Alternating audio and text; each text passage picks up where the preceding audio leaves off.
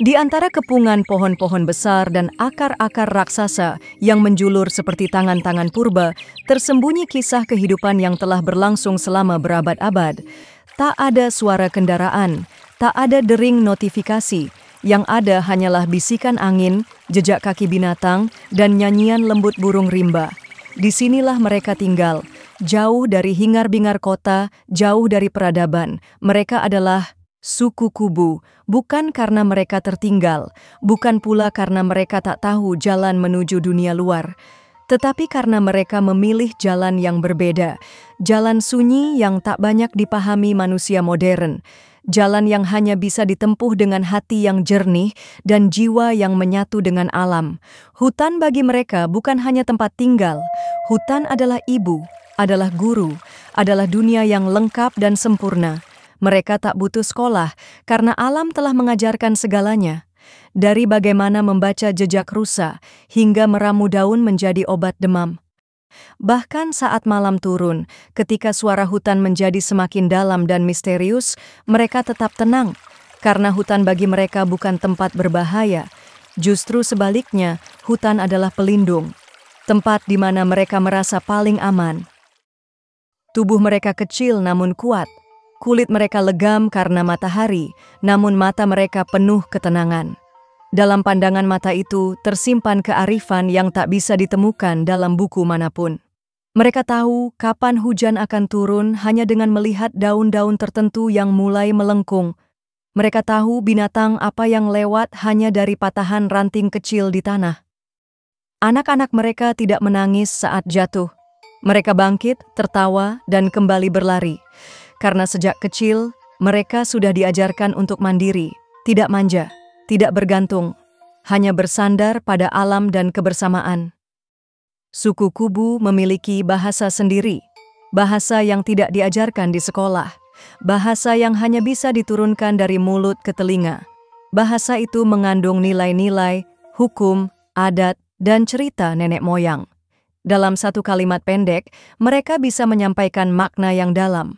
Larangan berburu di musim tertentu, peringatan tentang ular di sungai, hingga petuah tentang kehidupan. Bahasa mereka tidak hanya disampaikan lewat kata, tapi juga lewat simbol, gerakan, dan nada. Bahkan hening pun kadang menjadi bagian dari percakapan, karena di dalam kesunyian mereka mendengar lebih banyak daripada kita yang terus bising. Banyak orang luar salah paham, menganggap mereka terbelakang karena tidak memakai pakaian modern, tidak tahu membaca, atau tidak mau tinggal di rumah bata. Padahal, penolakan itu bukan karena mereka tidak mampu, tetapi karena mereka memilih. Mereka tahu, jika satu saja dari nilai mereka runtuh, maka semuanya bisa hancur. Ketika seorang anak suku Kubu mulai mengenal ponsel, maka ia akan perlahan meninggalkan rimba. Ketika mereka dipaksa makan nasi instan dan makanan dalam kemasan, maka tubuh mereka mulai sakit. Mereka sadar hidup mereka sederhana, tapi itu yang membuat mereka kuat. Alam mengajarkan mereka disiplin, tanggung jawab, dan keseimbangan. Tapi dunia luar tak pernah benar-benar membiarkan mereka sendiri. Ketika perusahaan-perusahaan besar mulai membabat hutan untuk sawit dan tambang, maka jalur hidup mereka mulai terputus. Sungai yang dulu jernih, kini keruh. Binatang buruan makin sulit ditemukan, dan pohon-pohon obat mereka satu persatu hilang. Beberapa pemerintah daerah mencoba menyelamatkan mereka dengan memukimkan mereka di rumah permanen, memberi bantuan pangan, dan memaksa anak-anak mereka sekolah. Tapi banyak dari mereka merasa terasing. Mereka tidak mengerti mengapa harus tinggal di rumah yang tidak bisa dibongkar saat musim berburu datang. Mereka tidak bisa hidup tanpa suara hutan. Mereka punya upacara yang dilakukan saat musim berganti, saat anak lahir, atau ketika seseorang meninggal. Semua dilakukan dengan kesederhanaan yang sakral.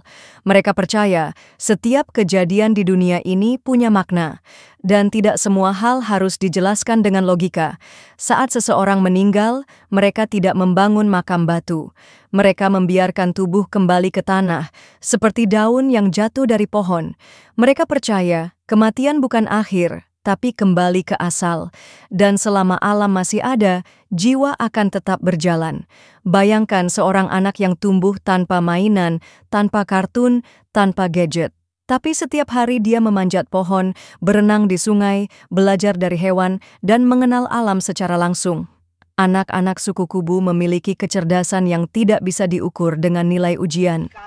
Mereka tahu bahwa hidup bukan soal memiliki banyak, tapi soal cukup dan seimbang. Dan dalam keterbatasan itu, mereka menemukan kebahagiaan. Namun hari demi hari, luas hutan semakin menyusut. Jalan-jalan baru dibangun, kendaraan berat masuk, dan suara mesin menggantikan suara burung. Hutan yang dulu melindungi mereka, kini menangis perlahan. Dan mereka makin terdesak, makin terpojok, tak banyak yang peduli. Karena mereka bukan pemilik suara, bukan pemilik saham, bukan bagian dari statistik ekonomi. Mereka hanya bayangan kecil dalam laporan tahunan pembangunan. Meski begitu, masih ada harapan. Beberapa aktivis, peneliti, dan pecinta budaya mulai bergerak, merekam bahasa mereka, mendokumentasikan cerita mereka, berjuang agar wilayah mereka diakui sebagai tanah adat, agar mereka bisa tetap hidup seperti yang mereka pilih, dengan menyebarkan pengetahuan tentang keberadaan mereka, dengan menghargai hutan, dengan tidak menertawakan cara hidup yang berbeda hanya karena tak kita kenal. Suku Kubu bukanlah legenda, mereka nyata. Mereka hidup berdampingan dengan kita di bumi yang sama. Tapi mereka memilih jalan sunyi, jalan yang sering kita tinggalkan. Dalam langkah-langkah diam mereka di rimba tersimpan pelajaran tentang kesederhanaan, kebebasan, dan harmoni. Mereka mungkin tidak punya listrik, tapi mereka punya cahaya dari hati yang jernih. Mereka mungkin tidak punya media sosial, tapi mereka punya koneksi sejati dengan alam, dengan leluhur, dan dengan hidup itu sendiri. Jangan biarkan kisah mereka menjadi kenangan yang terlupakan, karena jika mereka hilang, bukan hanya satu suku yang lenyap, tapi juga bagian dari jiwa Nusantara yang ikut pergi tanpa kembali. Terima kasih telah menyimak kisah ini hingga akhir. Jika kamu merasakan kedamaian, pelajaran, atau keajaiban dari kisah ini, jangan lupa untuk like, subscribe, dan bagikan ke temanmu. Sampai jumpa di video selanjutnya. Kita akan menyelami lebih dalam lagi tempat-tempat penuh misteri di tanah air tercinta.